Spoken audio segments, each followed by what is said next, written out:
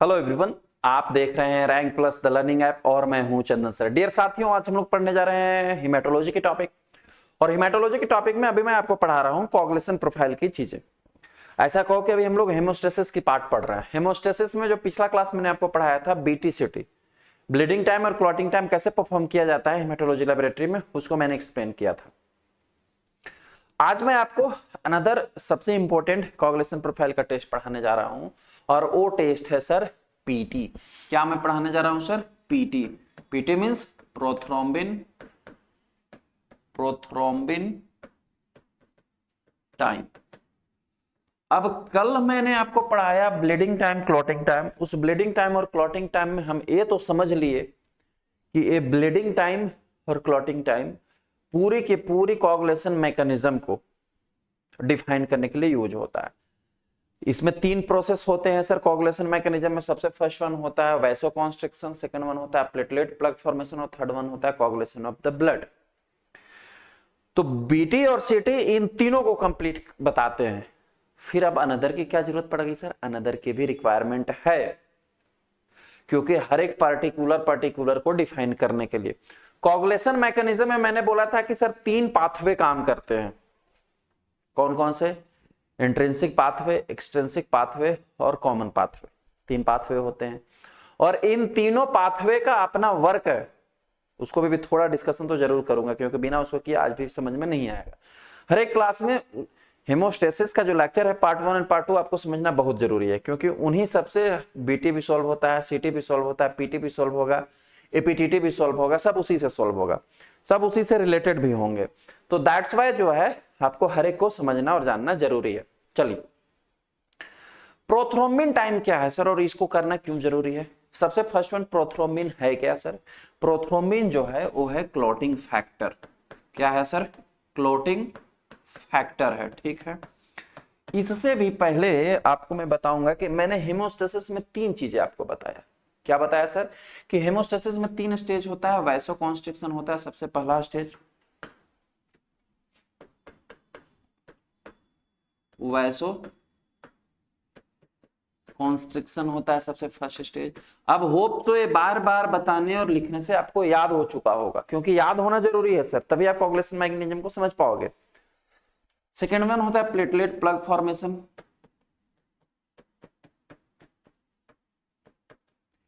Platelet plug formation. और third one होता है ब्लड कोगुलेशन या coagulation of the blood, coagulation of blood.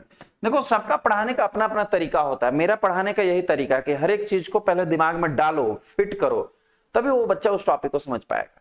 जब तक हम उसको डालेंगे नहीं, फिट नहीं करेंगे ना, तब तक वो नहीं समझ पाएगा। इसलिए डालना बहुत जरूरी है। ठीक है, मुझे आज से घड़ी दिया गया है, बोला गया है कि सर आप ना किसी चीज को, चूंकि मैं और भी क्लासेस लोगों का है उनको समय नहीं दे पाता हूँ, क्योंकि मैं जब मैं किसी चीज को लेक्चर देने में रम जाता हूँ, खो जाता हूँ।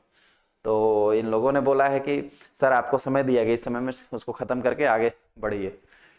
हालांकि देखो मैं इसको कितना फॉलो कर पाता हूँ या नहीं कर पाता हूँ तो बात की बात है। फिलहाल मैं पढ़ाने पे फोकस कर रहा हूँ। ठीक है, तीन चीजें दी गई है सर। सॉरी, कहां मैं खो गया? हाँ, ब्लड कोगुलेशन हेमोस्टेसिस में मैं कहूं कि तीन स्टेप होते हैं। ठीक है, लास्ट वाला जो ब्लड कोगुलेशन होता है, इस ब्लड कोगुलेशन में भी तीन प्रोसेस कंप्लीट होता है। ब्लड कोगुलेशन में सबसे फर्स्ट वन प्रोसेस जो कंप्लीट होता है उसे हम कहते हैं फॉर्मेशन ऑफ, ये किसमें है सर? इसमें है, formation of prothrombin activator, prothrombin activator. Second one जो प्रोसेस होता है वो होता है that is the prothrombin activator, यानी प्रोथ्रोम्बिन के एक्टिवेटर को बन जाने के बाद होता है conversion of prothrombin to thrombin, और थर्ड वन जो स्टेप होता है उस होता है conversion of fibrinogen to fibrin. Fibrin पहले मोनोमर बनता है, फिर पॉलीमर बनता है, और यही पॉलीमर जो है वो स्टेबल क्लॉट बन जाता है। बॉडी में कहीं भी कट या इंजरी होने के बाद यहां से स्टार्ट होता है, सो यहां तक का प्रोसेस होता है। ये तीनों प्रोसेस किस में आते हैं सर? कोआगुलेशन ऑफ ब्लड में। पहले ये, फिर ये प्रोसेस होता है। ठीक है, मैंने बोला था कि ये तीन प्रोसेस को कंप्लीट करने के लिए तीन पाथवे काम करते हैं। कौन कौन से पाथवे काम करते हैं? सबसे फर्स्ट वन जो पाथवे होता है उसे हम बोलते हैं इंट्रिंसिक एंड एक्सट्रिंसिक पाथवे। और ये दोनों पाथवे जो है वो दोनों पाथवे मिल करके क्या काम करते हैं सर? फर्स्ट वाला स्टेप को कंप्लीट करते हैं, प्रोथ्रोम्बिन के एक्टिवेटर को बनाने में काम करते हैं। और तीसरा पाथवे इंट्रिंसिक और एक्सट्रिंसिक दोनों। थर्ड वन पाथवे जो होता है उसे हम बोलते हैं कॉमन पाथवे। और एक कॉमन पाथवे क्या करता है सर? ए सेकेंड स्टेप और थर्ड स्टेप दोनों को कंप्लीट करता है। जब प्रोथ्रोम्बिन एक्टिवेटर का फॉर्मेशन हो जाता है तो वो प्रोथ्रोम्बिन एक्टिवेटर जो है वो प्रोथ्रोम्बिन को एक्टिवेट करके थ्रोम्बिन में कन्वर्ट कर देता है। अगेन ये थ्रोम्बिन जो है फाइब्रिनोजन पे एक्ट करता है और फाइब्रिनोजन को एक्टिवेट करके फाइब्रिन में कन्वर्ट कर देता है, और फिर यही स्टेबल क्लॉट बन जाता है। ये शॉर्ट समराइज है हेमोस्टेसिस का। किसका है सर? शॉर्ट समरी है हेमोस्टेसिस का। ठीक है, कंप्लीट हेमोस्टेसिस का, जो दो क्लास में मैंने पढ़ाया। अब इन सबको जो एक थर्ड वाला पाथवे चल रहा है, चाहे प्रोथ्रोम्बिन एक्टिवेटर का बनना हो, प्रोथ्रोम्बिन से थ्रोम्बिन में कन्वर्ट होना हो, या फाइब्रिनोजन से फाइब्रिन में कन्वर्ट होना हो, ये पूरी की पूरी कंप्लीट प्रोसेस जो थर्ड वाला प्रोसेस है, इसको कंप्लीट करने के लिए हमारे ब्लड में एक फैक्टर्स प्रेजेंट होते हैं जिनको हम बोलते हैं क्लॉटिंग फैक्टर्स। क्या बोलते हैं सर? क्लॉटिंग फैक्टर्स जिनको कहा जाता है, फैक्टर्स। और ये क्लॉटिंग फैक्टर्स जो होते हैं वो 13 क्लॉटिंग फैक्टर्स हमारे बॉडी में प्रेजेंट होते हैं। मैं इन्हीं क्लॉटिंग फैक्टर्स की अभी बात कर रहा था। हमारे बॉडी में कितने? 13 क्लॉटिंग फैक्टर होते हैं।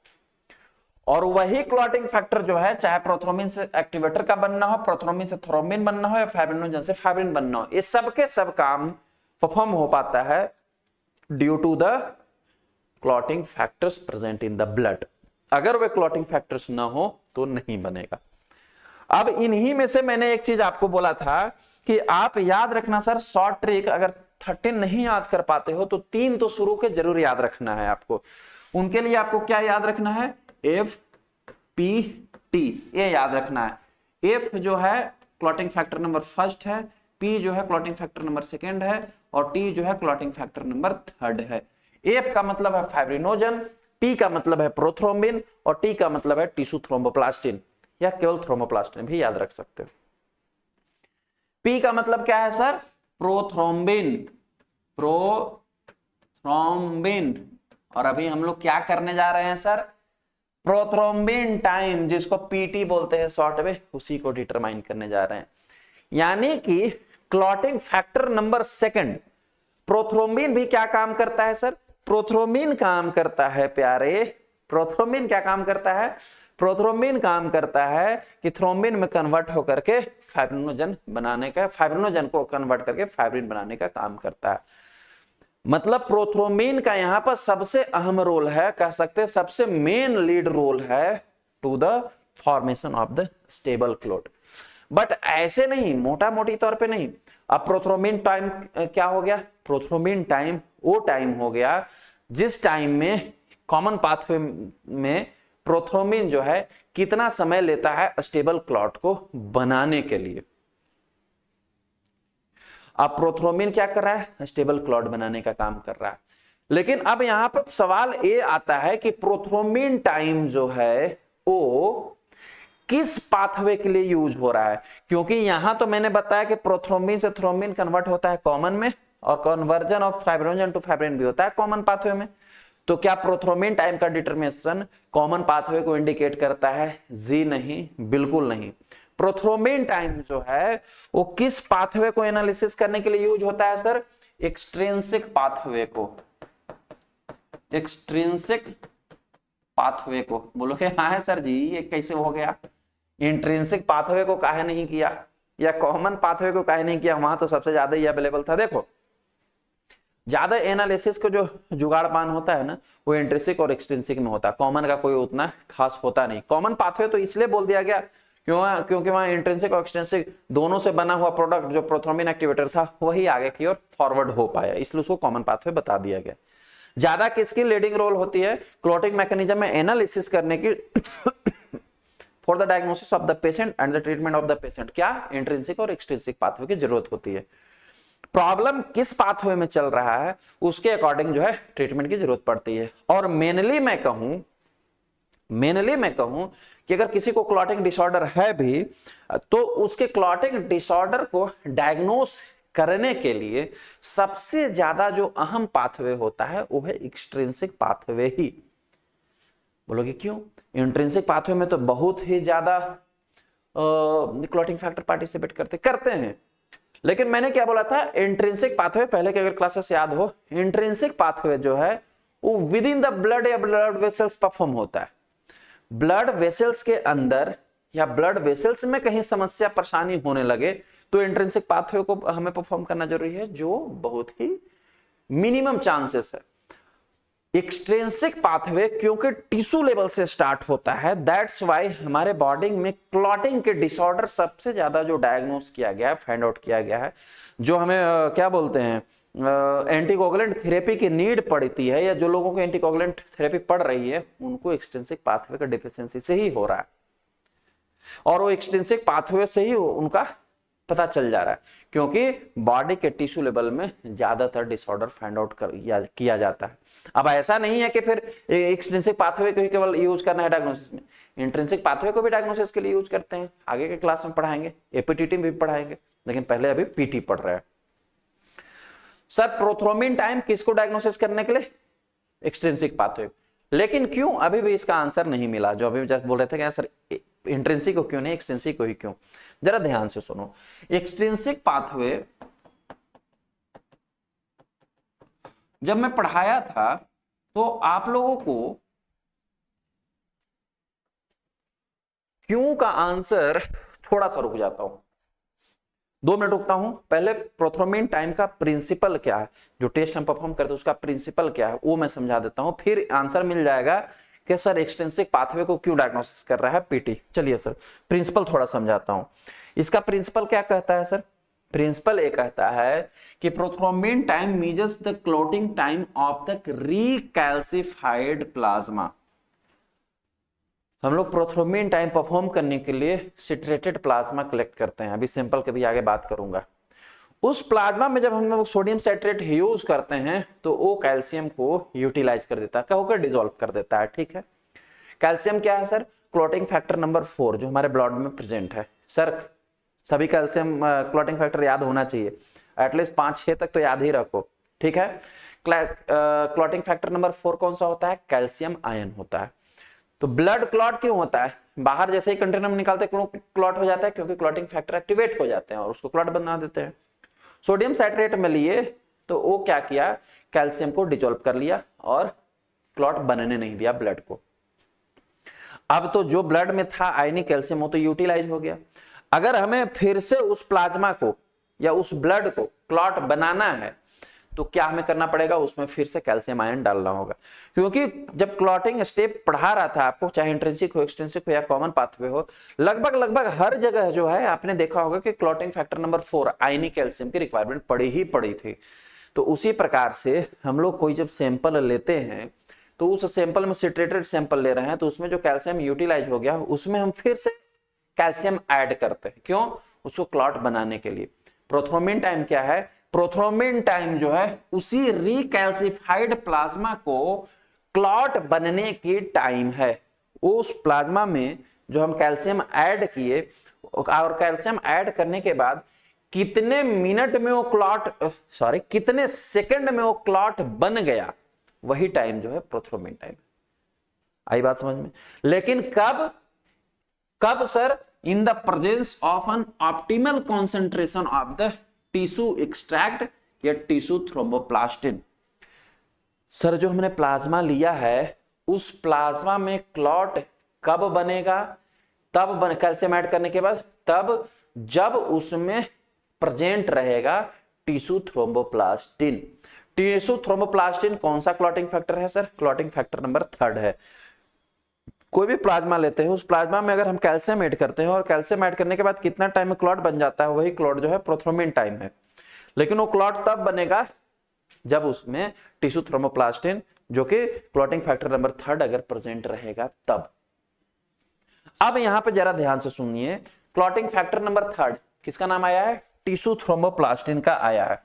सर एक्सट्रिंसिक पाथवे मैंने बताया था आपको कि आपकी बॉडी में कहीं भी कट या इंजरी होगा तो जो वहां पे टिश्यूज होते हैं उनकी भी इंजरी हो जाती है।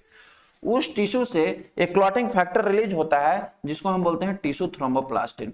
क्या बोलते हैं सर? Tissue thromboplastin. ये है clotting factor number 3।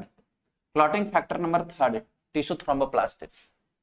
Tissue thromboplastin क्या करता है कि उस टिश्यू के सराउंडिंग्स जो भी फॉस्फोलिपिड्स प्रेजेंट होते हैं, जो भी ग्लाइकोप्रोटीन्स प्रेजेंट होता है, जो भी फॉस्फोलिपिड प्रेजेंट होता है, जो भी ग्लाइकोप्रोटीन्स प्रेजेंट होता है, उन फॉस्फोलिपिड्स और ग्लाइकोप्रोटीन्स से क्या करता है? रिएक्शन करता है। कौन? Tissue thromboplastin. In the presence of the factor number 7। Factor number 7 कौन सा होता है सर? स्टेबल फैक्टर जिसको हम बोलते हैं, या प्रो कन्वर्टिंग फैक्टर जिसको कहते हैं। क्या करता है सर? फैक्टर नंबर 7 के प्रेजेंस में फैक्टर नंबर 3 फॉस्फोलिपिड और ग्लाइकोप्रोटीन्स के साथ रिएक्शन करता है, और रिएक्शन करके फैक्टर नंबर 10 को क्या करता है सर?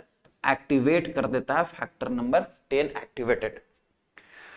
नाउ ये फैक्टर नंबर 10 क्या करता है सर? फिर से फैक्टर नंबर 10 क्या करता है? एक्टिवेटेड फैक्टर नंबर 10 रिएक्शन करता है इस टिश्यू फॉस्फोलिपिड से जो वहीं पे टिश्यू में प्रेजेंट थे। किससे सर?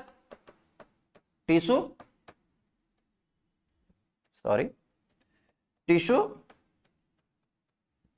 फॉस्फोलिपिड से, plus as well as clotting factor number 5 से, दोनों से रिएक्शन करता है in the presence of clotting factor number 4। किसके प्रेजेंस में? आयनिक कैल्शियम के प्रेजेंस में।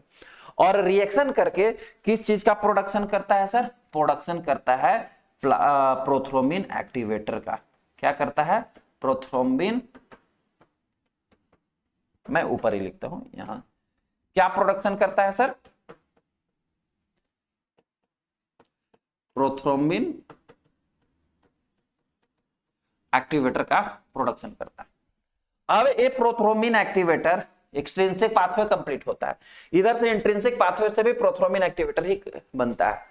अब ये प्रोथ्रोम्बिन एक्टिवेटर क्या करता है? प्रोथ्रोम्बिन पे काम करता है। प्रोथ्रोम्बिन कौन सा है सर? फैक्टर नंबर 2, और इसको एक्टिव कर देता है, सेकंड ए बना देता है। सेकंड ए में क्या बनता है सर? थ्रोम्बिन बनता है। क्या बनता है सर? थ्रोम्बिन बनता है। थ्रोम्बिन बनता है। ये वाला स्टेप कंप्लीट होता है। प्रोथ्रोम्बिन एक्टिवेटर बना, फिर थ्रोम्बिन बन गया। ये थ्रोम्बिन क्या करता है सर? ये थ्रोम्बिन क्या करता है सर? फाइब्रिनोजन पे काम करता है। किस पे काम करता है? फाइब्रिनोजन पे काम करता है। और फाइब्रिनोजन कौन सा है? फैक्टर नंबर 1 है। ये किसके प्रेजेंस में होगा? अगेन कैल्शियम के प्रेजेंस में होगा। फाइब्रिनोजन फैक्टर नंबर 1 को एक्टिव करता है और फिर क्या बना देता है? फाइब्रिन बना देता है।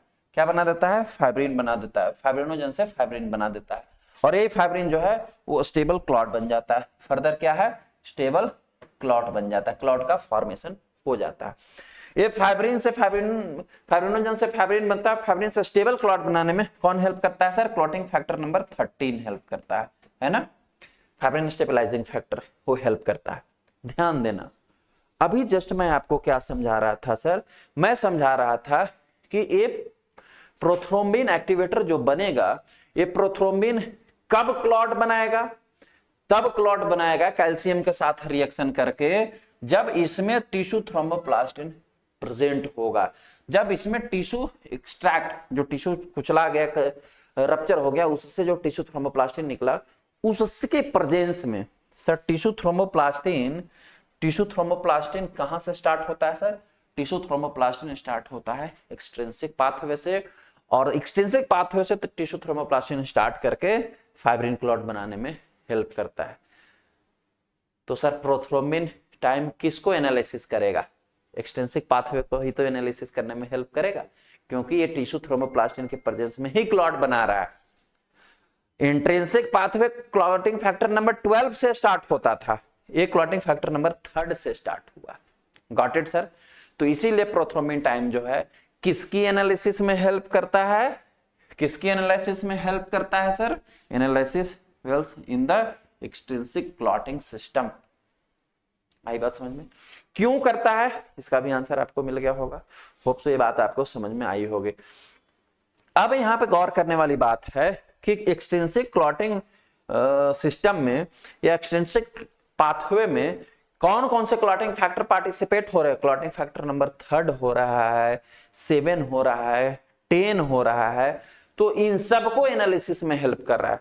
किसी भी क्लॉटिंग फैक्टर में अगर एबनॉर्मलिटी होगा, चाहे 3 में हो जाए, चाहे 10 में हो जाए, चाहे 7 में हो जाए, इन सब में से किसी में भी अगर एबनॉर्मलिटी हो जाएगा तो आपको एक कैस्केड कंप्लीट नहीं हो पाएगा और क्लॉट बनने में परेशानी होने लगेगा आपके बॉडी में, इंटरनल ब्लीडिंग होने लगेगा आपकी बॉडी में, फिर या फिर जो है क्लॉट बनने लगेगा। जनरली जो है इंटरनल ब्लीडिंग ही होने लगता है आपकी बॉडी में, फिर आपको जो है या क्लॉट बनने लगे, दोनों के कंडीशन में फिर जो है आपको एंटीकोगुलेंट की थेरेपी या अनदर ट्रीटमेंट जो होता है पॉसिबल आपको दिया जाता है।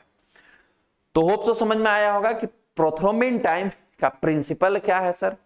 प्रोथ्रोम्बिन टाइम का सिंपल सा प्रिंसिपल यही है कि प्रोथ्रोम्बिन टाइम वो टाइम है जो कि किसी भी रिकैल्सिफाइड प्लाज्मा में कैल्शियम को ऐड करने के बाद जो क्लॉट बनता है उसे हम बोलते हैं प्रोथ्रोम्बिन टाइम।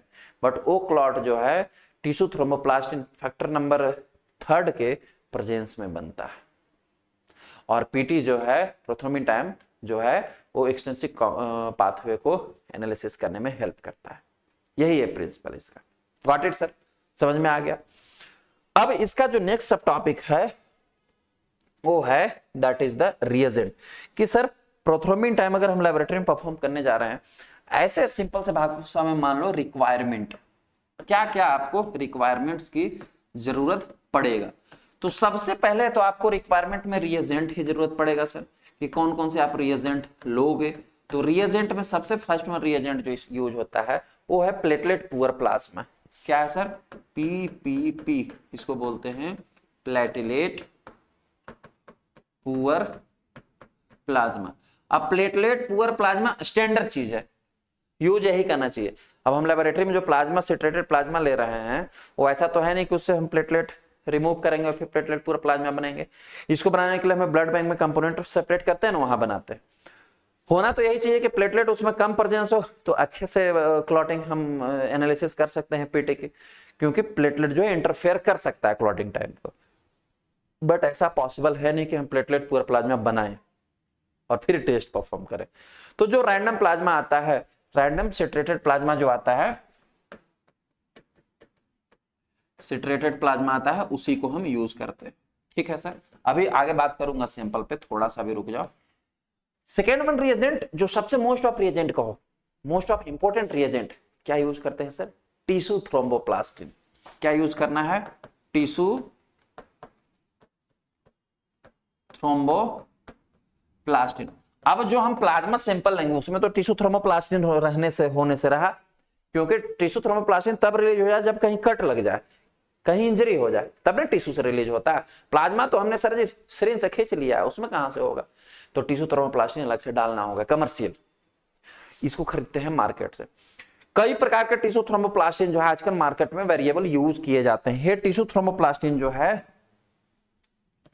जैसे कि ह्यूमन रिकॉम्बिनेंट थ्रोम्बोप्लास्टिन जो कि ह्यूमन ब्रेन से एक्सट्रैक्ट किया जाता है, या ये जो है रैबिट ब्रेन टिश्यू थ्रोम्बोप्लास्टिन भी यूज किया जाता है।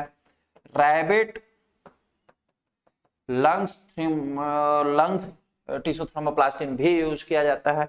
Multiple types of thromboplastin use किए जाते हैं जो कमर्शियल मार्केट में अवेलेबल है, आप परचेज कर लो। थर्ड वन जो आपको सबसे इंपॉर्टेंट रिएजेंट की रिक्वायरमेंट है वो है that is the calcium chloride. क्या सर? Calcium chloride. मैंने क्या बोला था? कैल्शियम के प्रेजेंस में ही क्लॉट बनेगा। CaCl2 नहीं कैल्शियम डालोगे तो क्लॉट कैसे बनेगा? क्लॉट तो इसी से बनना है ना। प्लाज्मा में आयनिक कैल्शियम रहता है, लेकिन वो कैल्शियम तो हम लोग जैसे ही डालें सिट्रेट, सोडियम सिट्रेट में वो कैल्शियम तो यूज हो गया, तो फिर वही आयनिक कैल्शियम के लिए हमें बाहर से कैल्शियम डालना हो। ये रिएजेंट में 3 रिएजेंट आपको जरूरी पड़ेगा। रिक्वायरमेंट्स की अगर हम लोग बात करें, ये फर्स्ट रिक्वायरमेंट्स हो गया। सेकेंड रिक्वायरमेंट्स में आपको सबसे इंपॉर्टेंट रिक्वायरमेंट है that is the water bath. Sir water bath आपको जरूर चाहिए होगा जिसका टेम्परेचर 37 डिग्री सेल्सियस मेंटेन हो पाता हो। आपको जरूरत पड़ेगा टेस्ट ट्यूब्स की। टेस्ट, भाई साहब कहाँ रहे हो आप? मेरे पे क्यों चढ़ रहा है उड़ के तू? भाई क्या मकड़ी मेरे में लाके छोड़ दिया जाला। भाई पढ़ने आया होगा, गया उधर, वो भी पढ़ने आया होगा बेचारा, ज्ञान की गंगा लेने आया है। टेस्ट ट्यूब्स की रिक्वायरमेंट पड़ेगा। फोर्थ वन आपको रिक्वायरमेंट पड़ेगा पिपेट की। तो पिपेट की आपको जरूरत है, along with टिप्स, उसके माइक्रो टिप्स भी रखना। इतने सारे जनरल रिक्वायरमेंट्स जो है आपको पढ़ने वाले हैं प्रोथर्मिन टाइम परफॉर्म करने से पहले। ये हम मैनुअली कर रहे हैं, इसलिए आजकल तो ऑटोमेटेड मशीन आ गया है। ऑटोमेटेड मशीन में जो है वो आप डायरेक्टली जो है वो परफॉर्म कर सकते हो और आपका टेस्ट परफॉर्म हो जाएगा। लेकिन मैनुअली हमें परफॉर्म करना है, सीखना तो हमें मैनुअली है, सबसे इंपॉर्टेंट तो मैनुअली चीजें होती है। ठीक है, रिएजेंट कंप्लीट हो गया। नेक्स्ट वन आता है स्पेसिमेन। सैंपल क्या आप लोगों सर? सैंपल सर जी हम लेते हैं, अभी मैंने बोला था सोडियम सिट्रेटेड प्लाज्मा। सोडियम सिट्रेट की वाइल आती है, उस वाइल में हम लोग वेनस ब्लड कलेक्ट करेंगे और उसमें डाल देंगे। अब सोडियम सिट्रेट के वाइल 2 प्रकार की होती है, देखो एक ब्लू कैप में होता है, एक ब्लैक कैप में होता है। इससे क्वेश्चन इंपॉर्टेंट बनता है, इसकी इंपॉर्टेंट डिस्कशन है, नोट्स में जरूर लिखना। सर क्या ले रहे हैं हम लोग सैंपल? सोडियम सिट्रेटेड प्लाज्मा, यानी कि इसमें कौन सा एंटीकोगुलेंट मिक्स है सर? एंटीकोगुलेंट इसमें कौन सा मिक्स है? कभी कभी ऐसा क्वेश्चन आ जाएगा कि which anticoagulant is used for the PT, तो याद रखना सोडियम सिट्रेट। कौन सा? Sodium citrate. अब मैंने जस्ट बोला कि 2 प्रकार के सोडियम साइट्रेट के वाइल्स होते हैं सर, यूज होता है। एक होता है ब्लैक टॉप, ब्लैक कैप वाला, और एक है स्काई ब्लू कैप है ना, दिख रहा है आपको? कौन सा वाला वाइल्स यूज होगा सर? ब्लू कैप वाला जो यूज होता है वो पीटी के लिए यूज होता है। ब्लू कैप वाला जो है वो पीटी एंड एपीटीटी दोनों के लिए यूज होता है। ऐसा कहो, क्वेश्चन ये पूछ सकता है कि कोगुलेशन स्टडी के लिए, ध्यान से सोचना, कोगुलेशन स्टडी के लिए कौन सा एंटीकोगुलेंट यूज होता है? याद रखना सोडियम सिट्रेट। ऐसा पूछ सकता है कोगुलेशन स्टडी के लिए कौन से वाइल में सैंपल लेते हैं, तो याद रखना ब्लू कैप वाले में। किसके लिए सर? Coagulation study. और कोगुलेशन स्टडी में 2 टेस्ट मुख्य रूप से आते हैं, पीटी एंड एपीटीटी। ठीक है, तो ये पूछ सकता है, आप ये दोनों चीज याद रखना। अब इन दोनों जो है सर टेस्ट ट्यूब्स, इनका डिफरेंस क्या है?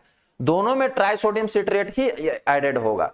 फिर ब्लैक वाला क्यों नहीं ले रहे हैं, ब्लू वाला क्यों ले रहे हैं, और फिर ब्लैक वाला किसके लिए यूज करते हैं? सर देखो, इसमें भी ट्राइसोडियम सिट्रेट है, इसमें भी ट्राइसोडियम सिट्रेट है। दोनों में ट्राइसोडियम सिट्रेट का कॉन्सेंट्रेशन डिफर है। इसमें जो ट्राइसोडियम सिट्रेट है ये 3.8% ट्राइसोडियम सिट्रेट है, और इसमें जो ट्राइसोडियम सिट्रेट है वो 3.2% ट्राइसोडियम, यहां दिख नहीं रहा होगा आपको, इसमें जो है 3.2% ट्राइसोडियम सिट्रेट यूज होता है। जो 3.2% ट्राइसोडियम सिट्रेट है वो पीटी और एपीटीटी के लिए, 3.8% ट्राइसोडियम सिट्रेट जो है ये ESR, एरिथ्रोसाइट सेडिमेंटेशन रेट के डिटर्मिनेशन के लिए यूज किया जाता है। इसमें जो ब्लड वॉल्यूम लिया जाता है वो 1:4 का रेशियो में लिया जाता है, यानी 4 वॉल्यूम 4 गुना, जितना अमाउंट में ट्राइसोडियम सिट्रेट होगा उससे 4 गुना अमाउंट में ब्लड होना चाहिए। ब्लैक वाले कैप में 1:4 रेशियो में ब्लड लेते हैं, किसके लिए? ESR के लिए। और जो ट्राइसोडियम सिट्रेट 3.2% है, जो ब्लू कैप है, जो पीटी और एपीटीटी के लिए यूज कर रहे हैं, इसमें 1:9 रेशियो में जो है वो ब्लड लिया जाता है। 1 वॉल्यूम जो है सोडियम सिट्रेट, 9 वॉल्यूम जो है वो ब्लड लिया जाता है। ये दोनों में डिफरेंस होता है। तो जो ट्राइसोडियम सिट्रेट यूज किया जाता है कोगुलेशन स्टडी के लिए, उसका क्या कॉन्सेंट्रेशन पावर होता है sir? 3.2% and 1:9 ratio. And ESR के लिए जो यूज होता है वो कितना होता है sir, 3.8% trisodium citrate and 1:4 ratio. ये बहुत इंपॉर्टेंट क्वेश्चन है, इसको याद रखना। क्लियर है sir, got it, hope so समझ में आया होगा।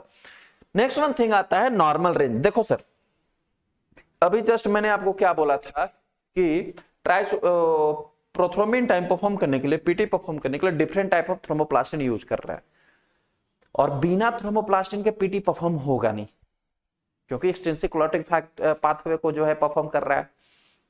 तो नॉर्मल रेंज पीटी के डिफरेंट लेबोरेटरी में किस अकॉर्डिंग जो है थ्रोम्बोप्लास्टिन यूज कर रहा है, उस थ्रोम्बोप्लास्टिन के यूज के बिहार पे नॉर्मल रेंज डिफरेंट वे में हो सकते हैं। अगर आप ह्यूमन रिकॉम्बिनेंट अगर यूज करते हैं थ्रोम्बोप्लास्टिन, जो कि ह्यूमन ब्रेन के टिश्यू से एक्सट्रैक्ट किए गए हैं, तो इसमें मोस्ट ऑफ जो है पीटी की जो नॉर्मल रेंज होता है वो होता है 10 से 12 सेकेंड, 10 to 12 सेकेंड, ±2 सेकेंड आप लेकर के चलो, ठीक है। और जो रैबिट के ब्रेन से आप जो यूज कर रहे हैं, तो अगर रैबिट ब्रेन वाला क्या यूज करना है, थ्रोम्बोप्लास्टिन, कभी तुम लोग भूल जाओ, थ्रोम्बोप्लास्टिन, ठीक है, आपको थ्रोम्बोप्लास्टिन यूज करनी है। तो जब पीटी की रेंज होगी वो होगा लगभग 11 से 16 second, it's to be variable, ठीक है। अब किसी लेबोरेटरी में 12 भी होता है पीटी का रेंज, किसी में 14 भी देखने को मिल सकता है, कहीं पे 10 भी देखने के लिए मिल सकता है। ये मैंने इसी रेंज के बिहाफ पे आपको बताया है, गॉट इट। ये laboratory to laboratory slightly vary करता है। नेक्स्ट वन थिंग है प्रोसीजर। अब हम लोग लेबोरेटरी में प्रोसीजर एक्सप्लेन करने जा रहे हैं पीटी का। अब हमने जो है बहुत सारी चीजें जो है वो एक्सप्लेन कर लिया। अब जो है प्रिंसिपल हो गया, इंट्रोडक्शन हो गया, सैंपल हो गया, रिएजेंट हो गया,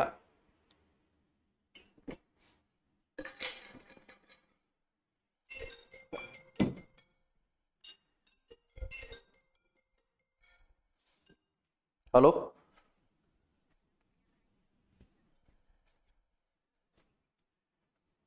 श्रेया, आप मुझे बाद में कॉल कर सकते हैं, मैं भी क्लास ले रहा हूं। आप 3 बजे मुझे कॉल कीजिए, उस समय मेरा लंच टाइम रहेगा, ठीक है। Okay okay. फोन पे का वो एमडी टीम से कोई प्रिया थी, प्रिया या श्रेया बोली, श्रेया शायद कॉल की थी, पता नहीं किस वे में, कोई पेमेंट गेटवे का क्वारीज था उसका। चलो वो सब होता रहेगा। मैं क्या पढ़ा रहा था, पीटी का प्रोसीजर। सर पीटी को अब हम प्रोसीजर कैसे परफॉर्म करेंगे उस पर हम लोग ध्यान देते हैं। प्रोसीजर बहुत इजी होता है सर। सबसे पहले मैंने बोला था आपको वाटर बाथ ऑन कर लेना है पीटी को परफॉर्म करने से पहले, उसका 37 डिग्री सेल्सियस टेम्परेचर मेंटेन हो जाता है, तब जाके स्टार्ट करना है आपको प्रोसीजर को परफॉर्म करने के लिए। स्टेप नंबर फर्स्ट क्या करना है, take a test tube, take a test tube.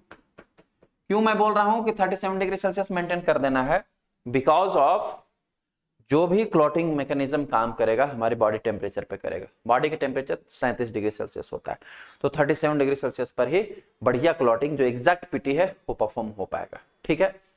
सबसे पहले एक टेस्ट ट्यूब लीजिए, take a test tube and, और उस टेस्ट ट्यूब में क्या करना है आपको sir, put 100 microlitre saturated plasma. क्या करना है सर, एक टेस्ट ट्यूब लेना है आपको, आपने एक टेस्ट ट्यूब लिया और इस टेस्ट ट्यूब में जो है 100 माइक्रोलीटर जो है वो प्लाज्मा डाल दिया। कौन प्लाज्मा, जो आपने सैचुरेटेड प्लाज्मा लिए अभी लिया था ना ब्लड, उसको सेंट्रीफ्यूज कर लीजिए 2500 आरपीएम या 3000 आरपीएम पे 5 मिनट के लिए, प्लाज्मा सेपरेट हो जाएगा। 100 माइक्रोलीटर इस टेस्ट ट्यूब में प्लाज्मा डालिए। अगेन क्या करना है, एंड, और भी इसमें कुछ डालना, and put 100 microlitre tissue thromboplastin, tissue thromboplastin. जो दूसरा वाला रिएजेंट हमने लिया था, टिश्यू थ्रोम्बोप्लास्टिन जो हमने लिया हुआ था दूसरा रिएजेंट, ये वाला रिएजेंट, अब इसको भी 100 माइक्रोलीटर प्लाज्मा और ये दोनों इक्वल अमाउंट में जो है वो मिक्स करना है। कितना सर, 100 माइक्रोलीटर टिश्यू थ्रोम्बोप्लास्टिन, मैंने टीटी शॉर्ट में लिख दिया, ठीक है। दोनों को मिक्स कीजिए और मिक्स करके put 100 microliter tissue thromboplastin mix well and put this test tube in water bath। अब इसको क्या करना है, वाटर बाथ में रख देना है फॉर 3 to 5 मिनट, 3 से 5 मिनट के लिए वाटर बाथ में इसको दोनों को मिक्स करके रख देना है। क्यों रखना है, क्योंकि आपने इन दोनों का टेम्परेचर जो मिक्स किए हैं इसका 37 डिग्री सेल्सियस तक आ जाना चाहिए। हो सकता है टिश्यू थर्मोप्लास्ट पहले से फ्रिज में रखा होगा, तब मिक्स करेंगे तो सही थोड़ी आएगा। पहले 5 मिनट के लिए रखो वाटर बाथ में ताकि इसका टेम्परेचर जो है 37 डिग्री आ जाए। अब केवल यही काम नहीं करना है, दूसरा एक और काम करना है। क्या करना है, टेक अनदर टेस्ट ट्यूब, एक दूसरा टेस्ट ट्यूब लेना है, ठीक है, एंड पुट 150 माइक्रोलीटर CaCl2। इसमें क्या करना है, 150 माइक्रोलीटर कैल्शियम क्लोराइड डालना है and put it also in water bath. इसको भी 37 डिग्री सेल्सियस पर रखना है। एक दूसरा और टेस्ट ट्यूब लीजिए और इसमें जो है 100 माइक्रोलीटर CaCl2 डालिए, कैल्शियम क्लोराइड तीसरा वाला रिएजेंट, और इसको भी उसी वाटर बाथ में रख दो। कितना, उतना ही समय के लिए, 3 to 5 मिनट। क्यों, ताकि दोनों का टेम्परेचर, सभी रिएजेंट का टेम्परेचर 37 डिग्री आ जाए। अब आफ्टर 5 मिनट क्या करना है, third step, after 5 minute.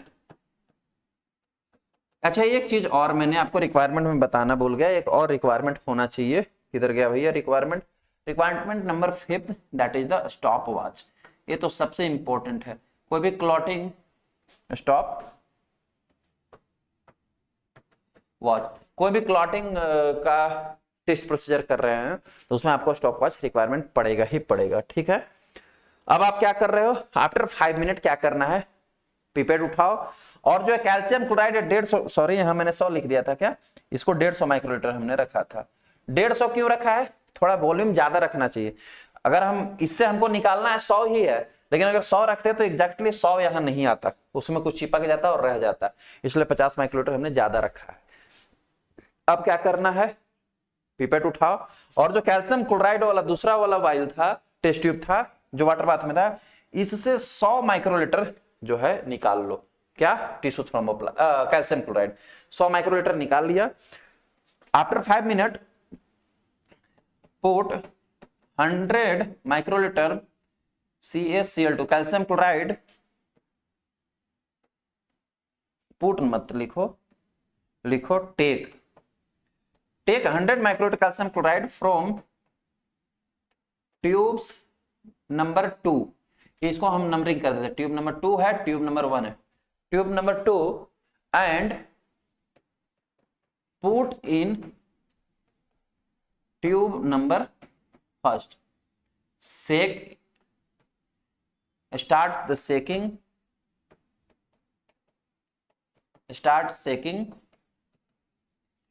and start stopwatch and record the result। करना क्या है, यहां पर क्या मैकेनिज्म अब हमने लगा दिया, देखो जरा। एक हमने अनदर पिपेट उठाया, जो कैल्शियम क्लोराइड वाला टेस्ट ट्यूब था जिसमें 150 माइक्रोलीटर था, इसमें डाल करके 100 माइक्रोलीटर निकाल दिया, ठीक है। लगभग 45 से 44 माइक्रोलीटर इसमें बच गया होगा। 2-4-5 माइक्रोलीटर आटा चिपक भी तो जाता है, जो बच गया उसको छोड़ दो, उतना बर्बाद होते ही है रिएजेंट, कोई बड़ी बात हेडेक वाली नहीं है। लिया और फर्स्ट वाला टेस्ट ट्यूब जो पहले 100 माइक्रोलीटर प्लाज्मा और टिश्यू थर्मोप्लास्टिन एडेड थे, इसमें हमने डाल दिया। जो ही डाला उसी समय एट दैट पॉइंट जो है स्टॉप वॉच स्टार्ट कर दो और इसको जो है वाटर बाथ में ऐसे से हिलाते रहो, शेक करते रहो, ठीक है। आफ्टर द 8 सेकेंड, 8 सेकेंड जैसे स्टॉप वॉच से हो गया होगा, इसको उठाओ और ऐसे टिल्ट करके देखो इसमें थ्रेड बना है कि नहीं, नहीं बना है फिर अंदर डालो, फिर चेक करो, फिर देखो, हर एक 1-2 सेकंड के बाद देखते रहो। लगभग 10 सेकंड के सराउंडिंग्स या 10 सेकंड के बाद जो है आपको इसमें क्लॉट बनते हुए दिख जाएगा। जिस पॉइंट पे क्लॉट बना, when appear a clot that time is prothrombin time. जिस पॉइंट पे आपको क्लॉट दिखा तुरंत स्टॉप वॉच स्टॉप करो और देखो स्टॉप वॉच में जो टाइम दिख रहा होगा, सपोज दैट पीटी जो हमने अभी किया है उसका आया है 14 सेकंड टाइम। कितना आया है? 14 सेकंड आया। इस पर्सन का वही 14 सेकंड हो गया पीटी। अब इसको 4-5 बार परफॉर्म करोगे ना लैबोरेटरी में, तब जल्दी सीख पाओगे। प्रैक्टिकल करना होता है। पढ़ा दिया तो बड़ा इजी लग रहा होगा, लेकिन जब हम वहां डालते हैं, सब करते हैं, हाथ से उठाते हैं, वो भार टफ होने लगता है। जब आप करोगे परफॉर्म तब समझ में आएगा बहुत ही अच्छे से। ऑलराइट सर, क्लियर है? अब सर प्रोथ्रोम्बिन टाइम तो हमने कर लिया। प्रोथ्रोम्बिन टाइम एलिवेटेड कब होता है, प्रोलॉन्ग्ड प्रोथ्रोम्बिन टाइम कब आ सकता है? ठीक है, इस बात को चर्चा करते हैं। प्रोथ्रोम्बिन टाइम बढ़ेगा कब? जब क्लॉट नॉर्मल समय में नहीं बनेगा। मतलब जो एक्सट्रिंसिक पाथवे में बता रहा था उनमें कहीं ना कहीं कोई प्रॉब्लम आया होगा, तब जो है क्लॉट बनने में परेशानी होगा, फिर क्लॉट देर से बनेगा, यानी प्रोलॉन्ग्ड पीटी फाइंड आउट होगा। ठीक है, क्या क्या कारण हो सकते हैं? सबसे first one, administration of oral anticoagulant drugs. Anticoagulant drug ज्यादा डोज में ले रहे हैं तो पीटी जो है वो प्रोलॉन्ग्ड हो जाएगा, बढ़ जाएगा। दूसरा का क्यों? क्योंकि वो क्लॉटिंग फैक्टर्स को काम नहीं करने देगा ना, क्लॉटिंग फैक्टर्स को एक्टिवेट नहीं होने देगा जल्दी समय से। उसका काम ही यही है। वारफेरिन जो हम लोग खाते हैं, हम लोग नहीं खाते, सब लोग नहीं खाते भाई, जिसको ओरल एंटीकोगुलेंट थेरेपी होता है वही कंज्यूम करता है, उसको वारफेरिन बोलते हैं, एंटीकोगुलेंट, ओरल एंटीकोगुलेंट ड्रग को। तो वो जिसको भी डोज मिलता है उससे क्या करता है, बॉडी में क्लॉट बन रहा था या बॉडी के ब्लड्स जो थे गाढ़ा हो रहे थे, गाढ़ा मतलब वही क्लॉट बन रहा था, तो उसको डाइल्यूट करने के लिए एंटीकोगुलेंट थेरेपी दिया जाता है। एंटीकोगुलेंट क्या करता है कि जो एंटीकोगुलेंट क्लॉटिंग फैक्टर्स ज्यादा काम कर रहे थे उनको वारफेरिन जो है वो काम करने से रोकता है, रेजिस्ट करता है, फिर ब्लड सर्कुलेशन बना रहता है, क्लॉट बनने नहीं देता। इस कंडीशन में पीटी इंक्रीज आएगा। दूसरा कारण है कि liver disease, particularly obstructive jaundice जब हो गया है और लीवर आपके खराब हो गए हैं, note in the obstructive jaundice, particular obstructive mention किया है, हिपैटोसेलुलर जॉन्डिस में भी होगा प्यारे, हिपैटोसेलुलर जॉन्डिस में भी, ऑब्स्ट्रक्टिव में तो होगा ही होगा, हिपैटोसेलुलर में, क्योंकि लीवर से विटामिन के की सिंथेसिस होता है, लीवर में क्लॉटिंग फैक्टर्स के सिंथेसिस होता है। वो सारे जो क्लॉटिंग फैक्टर्स हैं अगर लीवर बना नहीं पाएगा तो फिर नॉर्मल टाइम में क्लॉट हो नहीं पाएगा, फिर पीटी जो है इंक्रीज होगा। तो लीवर डिजीज में भी, या विटामिन के की डिफिशियंसी हो गया है तब भी, या डिसेमिनेटेड इंट्रावास्कुलर कोआगुलेशन, बॉडी में अगर स्मॉल स्मॉल क्लॉट्स बन रहे हैं, इस कंडीशन को बोलते हैं डीआईसी, डिसेमिनेटेड इंट्रावास्कुलर कोआगुलेशन। इस कंडीशन में भी जो है वो पीटी इंक्रीज आएगा, इंक्रीज फाइंड आउट होगा। नेक्स्ट वन आता है, अगर क्लॉटिंग फैक्टर्स की डिफिशियंसी, वही मैंने लिवर डिजीज या कोई अनदर प्रकार से भी, जैसे फैक्टर नंबर 7 हो गया, 5 हो गया, 10 हो गया, फर्स्ट हो गया, सेकंड हो गया, इन सब की अगर डिफिशियंसी होती है तब भी जो है वो पीटी प्रोलॉन्ग्ड फाइंड आउट होगा। अब ये प्रोलॉन्ग्ड तो हो गया। सबसे ज्यादा क्वेश्चन जो कॉमन पूछा जाता है कभी वाइवा वगैरह में, वो होता है कि किस कंडीशन में प्रोथ्रोम्बिन टाइम डिक्रीज हो सकता है। मैं आपको बताना चाहूंगा प्रोथ्रोम्बिन टाइम प्रोलॉन्ग्ड ही होता है, डिक्रीज नहीं होता है। किसी एबनॉर्मल कंडीशन से कोई फिजियोलॉजिकल एरर है तो इस कंडीशन में जो है वो आपको पीटी जो है वो डिक्रीज हो सकता है। कौन सा एबनॉर्मल फिजियोलॉजिकल कंडीशन सर? अगर आप कभी भी रेफ्रिजरेटेड सैंपल अगर यूज करोगे, रेफ्रिजरेटेड सैंपल मतलब कि कोई भी स्पेसिमेन जो saturated plasma 2 to 4 degree Celsius पे 6 to 8 आवर्स से अगर रखा हुआ है तो prothrombin time decrease find out होगा। क्या होगा? डिक्रीज फाइंड आउट होगा। कभी भी रेफ्रिजरेटेड सैंपल से पीटी एपीटीटी परफॉर्म मत करना, क्योंकि वो नॉर्मल पीटी नहीं आएगा, हमेशा फ्रेश सैंपल से किया जाता है। क्यों डिक्रीज फाइंड आउट होगा, इस बात को जरा सुनो। हमने अभी क्या बोला था आपको कि एक्सट्रिंसिक पाथवे को जो है वो परफॉर्म करता है, और एक्सट्रिंसिक पाथवे में जो है एक सब्सटेंस होता है that is the tissue thromboplastin, और टिश्यू थ्रोम्बोप्लास्टिन जो है फैक्टर नंबर 10 को एक्टिवेट करता है, और 10 एक्टिवेट करने के बाद फाइब्रिन थ्रेड बनता है। वो जो आप कर रहे थे ना प्लाज्मा में देख रहे थे क्लॉट बनने के लिए, वो फाइब्रिन थ्रेड ही था। जब कैल्शियम हमने ऐड किया तब जाकर के सारा चीज जो है परफॉर्म हुआ था 12 से 15 सेकंड में। फ्रीज में जैसे ही रख दोगे ना प्लाज्मा, उस कंडीशन में टिश्यू थ्रोम्बोप्लास्टिन जो है लो टेम्परेचर पे ऑलरेडी एक्टिवेट हो जाता है, कैल्शियम डालने की जरूरत ही नहीं पड़ा। तो ऑलरेडी ये जो है 10A को एक्टिवेट किए हुए है, बस खाली उसमें फाइब्रिन थ्रेड नहीं बना है। जैसे ही कैल्शियम बाहर से डाल दोगे, फाइब्रिन थ्रेड जो है जो 12 सेकंड में बनना था वो 8 सेकंड 7 सेकंड में ही बन जाएगा, 9 सेकंड में ही बन जाएगा। क्यों बन गया? क्योंकि ये जो है पहले ही एक्टिवेट हो गया था लो टेम्परेचर पे। तो जब डीप फ्रीजर या रेफ्रिजरेटेड सैंपल आप यूज करोगे तो इस कंडीशन में जो है वो आपको पीटी डिक्रीज फाइंड आउट होगा, पहला। दूसरा, अगर कोई ओरल कॉन्ट्रासेप्टिव कोई लेडीज यूज कर रही है, oral contraceptive medicine, oral contraceptive मतलब गर्भ निरोधक दवा जिसको कहते हैं, अगर आप ऐसा ओरल कॉन्ट्रासेप्टिव को यूज कर रहे हैं, इस कंडीशन में भी पीटी डिक्रीज आएगा। या आपको हार्मोनल थेरेपी चल रही है, हार्मोनल थेरेपी अगर चल रही हो तो इस कंडीशन में भी जो है, ये लगभग 3 कंडीशन जो है फिजियोलॉजिकल कंडीशन कह सकते हो, पीटी डिक्रीज आएगा। अदरवाइज प्रोलॉन्ग्ड पीटी ही फाइंड आउट होता है। क्लियर? अब पीटी के टॉपिक में एक बहुत इंपॉर्टेंट टॉपिक आता है आईएनआर। आपने जब भी किसी पेशेंट को, डॉक्टर को लिखते हुए देखा होगा, वो जब भी लिखेगा तो लिखेगा पीटी आईएनआर, ऐसा लिखता है। मतलब मुझे प्रोथ्रोम्बिन टाइम भी करके दिखाओ और आईएनआर भी बताओ। आईएनआर का फुल फॉर्म क्या होता है सर? International normalisation ratio. अब अभी मैं क्या आपको बता रहा था कि प्रोथ्रोम्बिन टाइम जो है, थ्रोम्बोप्लास्टिन किस प्रकार का यूज करते हैं आप रिएजेंट, उसके बिहार पे अलग अलग आ सकता है। अलग लेबोरेटरी में लगा सकता है, अलग स्टेट में लगा सकता है, अलग कंट्री में लगा सकता है। लेकिन इस प्रकार से जो था ट्रीटमेंट वेरी कर रहा था पेशेंट का। इस कंडीशन में साइंटिस्टों ने एक दिमाग लगाया कि क्यों ना एक नॉर्मल एसआई यूनिट जनरेट किया जाए, जिसको हम पीटी के लिए, जिसको हम बोलते हैं आईएनआर, इंटरनेशनल नॉर्मलाइजेशन रेशियो। ये रेशियो जो है इसको कैलकुलेट करेंगे तो एक चार्ट प्रिपेयर किया गया, बताया गया। उस चार्ट के अकॉर्डिंग जो अगर इसको कैलकुलेट करेंगे तो लगभग एक समान जो है सब जगह मान्य होगा। यानी कोई भी पेशेंट का जो ओरल एंटीकोगुलेंट थेरेपी वारफेरिन वगैरह दिया जाता है वो आईएनआर के बिहाफ पर ही रिपोर्टिंग करके ही उसे दिया जाता है। अब आता है आईएनआर कैलकुलेट कैसे करते हैं सर? ये आईएनआर क्या फुल फॉर्म है? इंटरनेशनल नॉर्मलाइजेशन, या नॉर्मलाइजेशन कहो या नॉर्मलाइज्ड भी कह सकते हो, रेशियो, दोनों में से कुछ भी कहो। कैसे इसको कैलकुलेट करते हैं sir? INR is equal to होता है